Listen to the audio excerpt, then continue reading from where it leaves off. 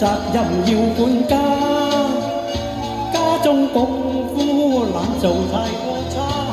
我口乾睇下個茶壺，完全係未有茶。咁三家缺一我實要打啦。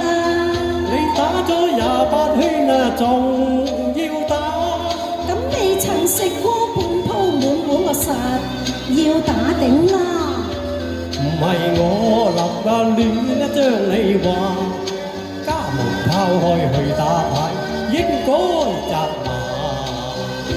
唔忿氣啊，任你將我罵，我難作罷。要我受氣聽你話，好話豈能容讓我唔順氣點下？你再亂咁講説話，嗱，我又再打多8圈㗎。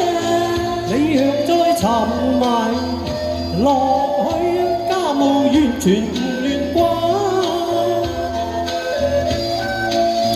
咁點算係沉迷落去？只係大眾娛樂下，又唔係賭狗馬。你當係王爺咁大晒啊，令我笑跌棚啊！我哋成伴侶共定佳話，應要互助互愛相關心，才算是好對象。幾名份已定下，創造個好家庭，應份以家庭為上，個人就當等下。我父母有家好巴財，閉。豈會日日要捱罵？又點會夜夜要捱罵？你唔願顧家，只有人話。小姐鍾意你無權任意查。你恃住有啲家財，有啲性格，就咪出嫁啦。你咪出聲喂，冇人會話你啞㗎。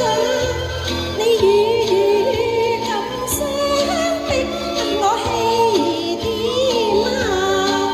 我係財主女僕，我不聽寒酸話。你入得我門啊，變成我家下，你就要聽我話，不講金錢。金錢難道你唔重視？你呀是個小職員，我為愛至咁心嫁咋。既係捱窮，願